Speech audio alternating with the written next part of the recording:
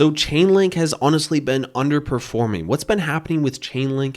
Chainlink is actually the 23rd when we're ranking by market cap, and it's one that has so much utility, but yet in the past year to date, it actually hasn't been doing well. And if we're just looking at the price since January of 2021, we can see here that it actually had, quite a rally up to $52, but then ever since then, it's been pretty much just cooling off, and actually it's just been getting lower and lower. So what's been happening with Chainlink, and where do I actually see it going in the future? Let's talk about what is Chainlink and everything about it, and also some price predictions and speculations for the future. So let's get into that. So in the most basic terms, Chainlink actually allows for data outside of blockchain networks for the ability to be imported into blockchain networks. Chainlink is a blockchain abstraction layer that enables universally connected smart contracts. Through a decentralized Oracle network, Chainlink allows blockchains to securely interact with external data feeds, events, and payment methods, providing the critical off-chain information needed by complex smart contracts to become the dominant form of digital agreement. The Chainlink network is driven by a large open source community of data providers,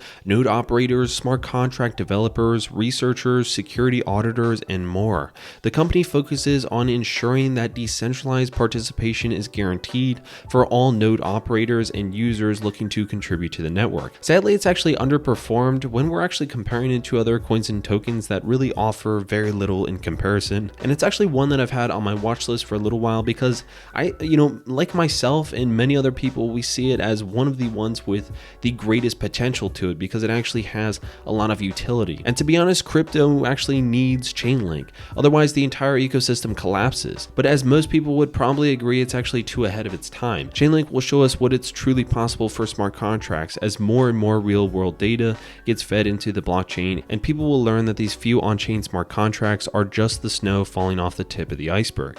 Chainlink is the standard of oracles, facilitating the transfer of tamper-proof data to almost all DeFi. Without Chainlink, it wouldn't allow to securely connect to off-chain data, and it's already a used and needed solution and not your typical a project full of undelivered promises that sounds cool. And the team is very professional, and they're one of the most active in development, and a lot of people are actually being hired as well. Like myself and many others, we actually don't really get how after several years, it doesn't even remain in the top 20 market cap. And that the sad thing is that because it's a utility token, it just doesn't get enough hype.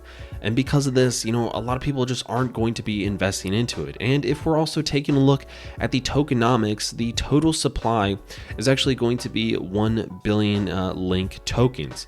And the circulating supply right now is pretty much half of that, 50%. So, and that's at 467 million right now. And then the price is only at $13. And when we're comparing this to the past year, or actually all-time data, you can see here that back in 2018, it was around 30 cents, 40 cents, 50 cents. And then back to where, it actually had this massive rally here over the course of the years. And then it, dialed down ever since then. So honestly, it's one of those projects that I think most people are probably scratching their heads at and thinking, why is the price not moving upwards? This has so much potential and so many different use cases. And I think this is where sometimes things go wrong in the crypto, ecosystem, is that, sometimes these tokens just don't build enough hype, even if they actually have amazing real world utility. So if we're actually comparing Chainlink's market cap to that of other market caps, and we want to find out kind of where it's going when we're taking a look at this and comparing the market cap, which right now it's ranked at the 23rd position. So if we were going to compare it, and let's just say that hypothetically, if it had the same market cap as of Bitcoin, that would make the price of one link at $1,500, or an upside of 118x. So let's take a look and keep moving further here. So if it had, for example, the same market cap as of USDC, it would put it at the potential price of one link at $112, or an upside of 740%. And then if we wanted to compare it to DOT, then that would put the potential price to $43, or an upside of 223%. So if we actually wanted to take a look at the all-time high, which actually seemed to be back in May 9th of 2021, which was around 50, $2 or around 3 billion of a market cap. If we wanted to compare that, and let's just say as of right now, where would that price be if it hit that all-time high again?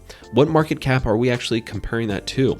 Well, it would actually be right in around Cardano right now, which is actually pretty interesting to think about how the entire crypto market cap has actually been taking a bit of a breather, because back then I believe the market cap was definitely over 2 trillion, which right now it's actually below that. So personally, because of the utility, I see it definitely going over $50 and also the use cases, but I think it's going to take a couple of years for a lot of people to really be figuring this out, and for more companies and also people to really just be finding out the real use cases and the actual importance of Chainlink. So let me know what you guys have to think. I'm quite curious. The price has been taking a bit of a breather ever since its all-time high, but let me know what you guys have to think for the future of Chainlink. And anyways, guys, I'll see you in the next one.